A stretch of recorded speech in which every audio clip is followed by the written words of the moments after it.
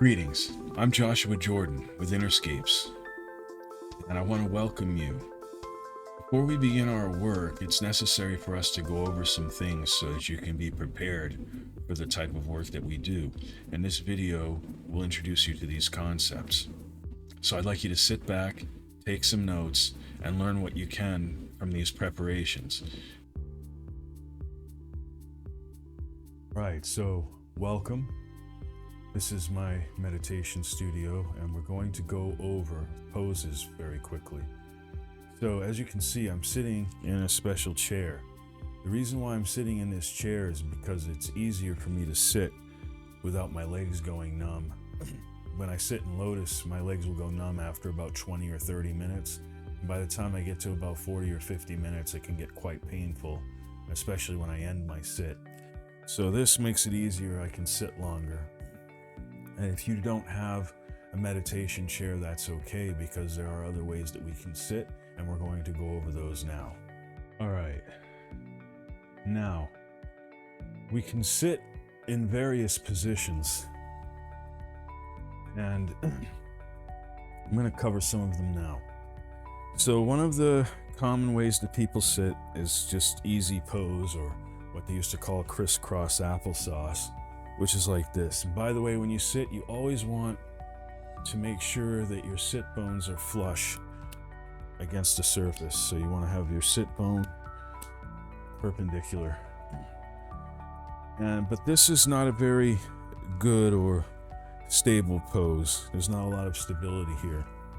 So a lot of people, and I used to do Lotus, a lot of people prefer Lotus because of the stability that it offers.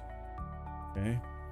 This creates tension in the hip flexors and in the lower back. It creates a nice stable position to work from. It can also be a very difficult position for people because you're supposed to hinge from the hip and not from the knee. The knee doesn't have a lot of leeway. It's a hinge joint, not a ball joint, so it doesn't have a lot of leeway for flexibility. Also, too, there are other things that can happen in Lotus pose. You can pop your sacrum out of place, and there's other things that can happen. So it's not a pose it's a pose that I used to recommend, but as I've continued and evolved my practice, I've come to use the chair because I can sit longer, and I've come to prefer other poses for different reasons. Though Lotus is still a good staple, and it's worth trying, but it's not without risk. There's also half Lotus, which is less stable, but also less dangerous. Now, a good pose that I like is called the attainment pose, or the Burmese pose, where basically you just put your legs down like this, one in front of the other. It'll be a little bit difficult to see here, but yeah, it's basically it.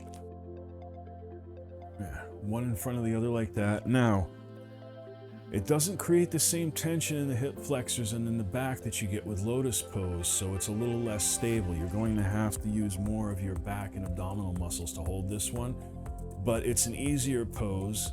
Your legs don't go, well, at least my legs don't go as numb as quickly, and it's an easier pose to recover from, and there's a lot less stiffness when I'm walking around later. Like when I get out of Lotus, I'll be a little bit stiff for, a few minutes while the muscles warm back up and everything gets back into working order. I don't have that problem with attainment pose. So I recommend this pose if you can do it, but like I said, it's going to be difficult on your back maybe.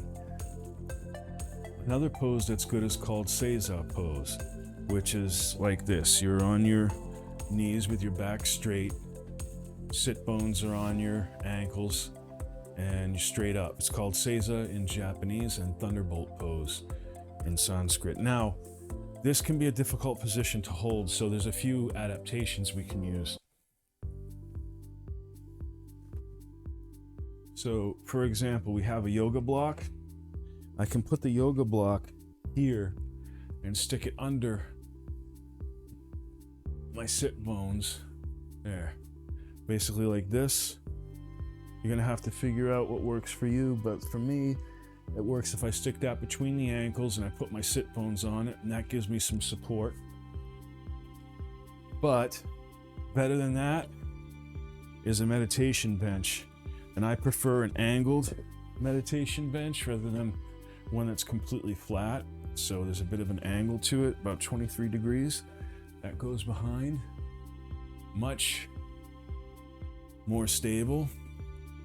Much easier to ground the sit bones. It's perfect. And this pose does wonders for your back, for strengthening the back. There's more support because of the sit bones. You have the same lack of support in the back that you have with the other pose, but the alignment of the bones in this pose makes it more stable because you've got structure here connecting you to the floor, and then your sit bones are connecting you to the structure. Very stable. So those are some poses that we can use. So I would suggest that you do the attainment pose because it doesn't require any more props than cushions, and you can just use like a couch pillow and a couch cushion if you need to, so you don't have to buy the props. There's advantages and disadvantages to every pose. You're going to have to figure out which one you like and why, and there are more poses than I've covered here, and I'll invite you to research them or talk to me if you want to know more. But you'll also have the opportunity, if you need, to sit in a Western chair, and that is or a couch. Now that's a little bit different. So with a chair or a couch, there's generally,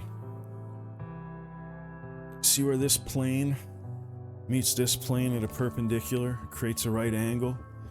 All right, so this I would consider to be the load-bearing structure of this piece. And so we want to get our sit bones on the load-bearing structure. So on a chair where there's a cross piece like this, like for example, chairs are usually squares, and there's a cross piece on each part. So there'd be one coming out here, one coming out here, and then one coming out here, and one coming out here. We would want to set on that part of the chair or that part of the couch where we have that support for the load-bearing structure. Again, we're going to go over that with the alignment, but we'll place our sit bones and sit basically on the edge. So you could sit on the edge of the couch where this cross beam comes up, sit on the edge of the chair like that, but you just want to straighten out your back and make sure that you're aligned. And we're going to get into alignment now. Welcome. I'm going to guide you through some alignment exercises that are necessary when we sit.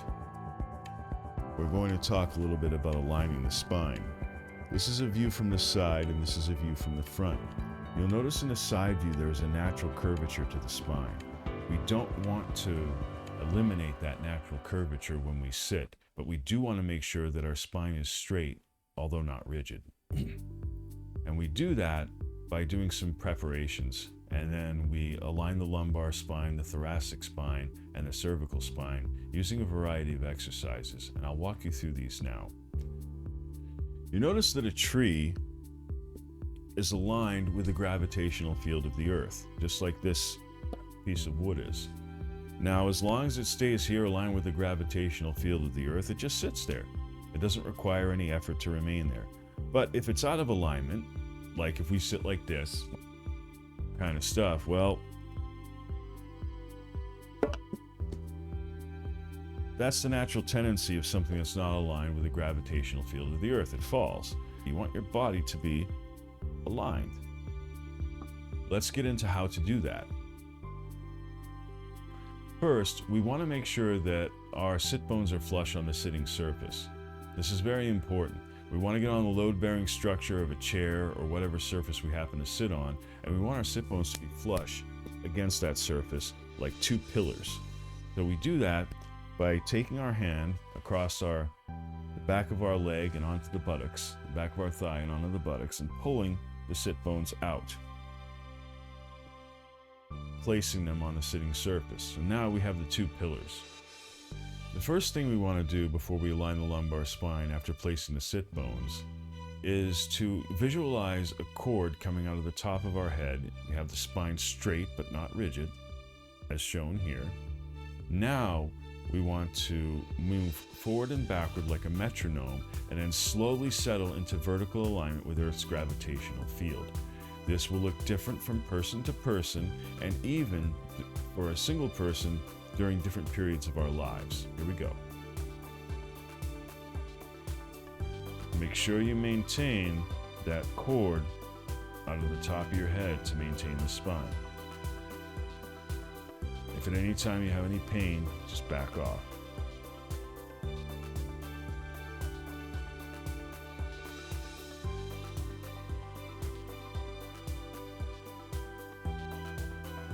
Now I feel aligned.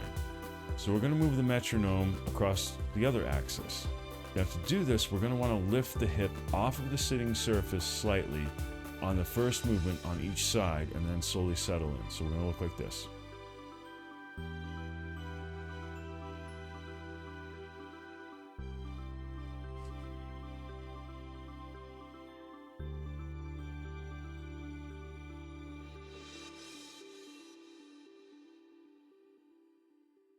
Now that that's aligned, we'll want to do posterior and anterior pelvic tilts while seated. I'll stand up to demonstrate the tilts in a moment.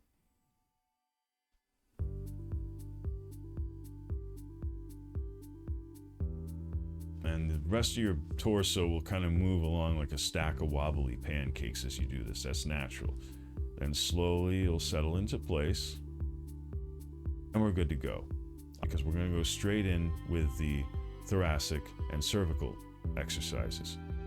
This is done in 6 counts, with the head going down being 1 count and coming up as another count. So we go 1, 3, 5, and the last count up was 6. Now we're going to look over our shoulder, and we're going to do the same thing. Each peak or twist of the neck is 1 count.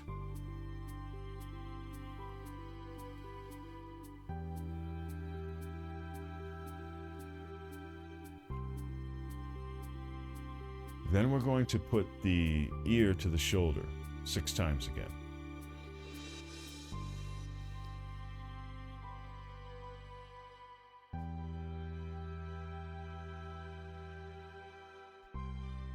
If your ear doesn't go all the way to your shoulder, don't worry about it, and don't tense your shoulder up to make it happen. Just bring your ear as close to your shoulder as you can comfortably. Now we're going to do a forward neck roll. We don't want to roll along the back of the neck. We're going to do it like this. Chin to shoulder, roll.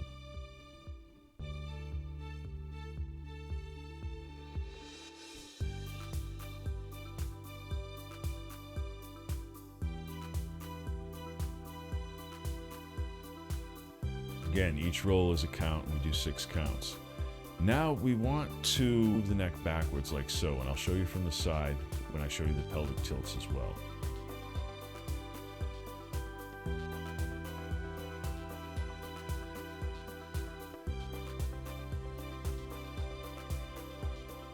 Again, 6 counts.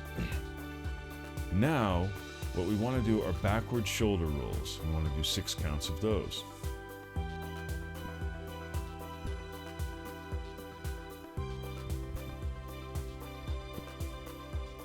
And now our lumbar spine, thoracic spine, and cervical spine are properly aligned. And in this condition, we start our sits, or our formal seated practice if you prefer to label it in this way.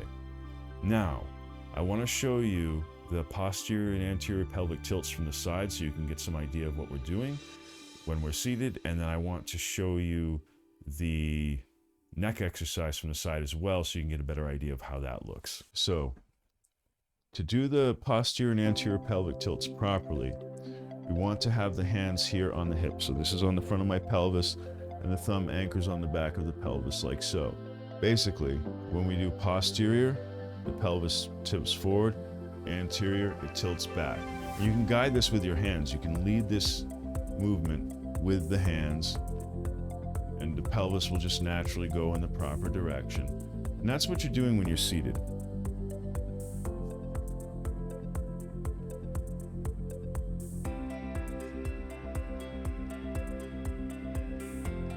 that's what it looks like from the side.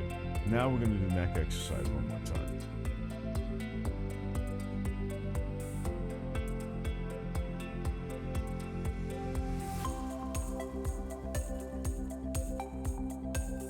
So those are the alignment exercises. We will use those before our formal seated practice. You can review this video anytime if you like, so that you can refamiliarize yourself with these exercises. If you have any questions or feedback, feel free to let me know so that we can update this video if necessary, and I thank you for your time. Before participating in any coaching program or course related to meditation or any of the disciplines that we're doing, it's important to understand and acknowledge that coaching is not a substitute for professional medical advice, diagnosis, or treatment. I suggest that you pause the video and read the slides, because I'm not going to read them for you, and they contain important information. This slide is particularly important because it shows some of the conditions, mental and medical, that can be exacerbated by certain forms of meditation. Now, it's important to talk with your doctor and/or mental health provider before beginning any spiritual practices. If you have any kind of psychological imbalances, spiritual practices can amplify those. If you have any type of health imbalances, certain practices can exacerbate these. So it's your responsibility to talk to your medical and mental health provider on this. I added a couple more slides to go over alignment, props, and poses in a little more detail. You may want to pause and review these slides, as there's some good information there.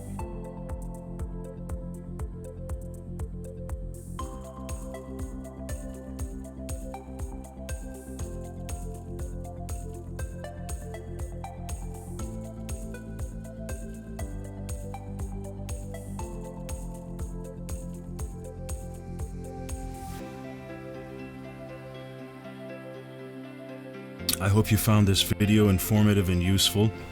It's intended to prepare you for our work together, and I'm looking forward to working with you. I'm Joshua Jordan, and with Innerscapes, your other life is half a breath away.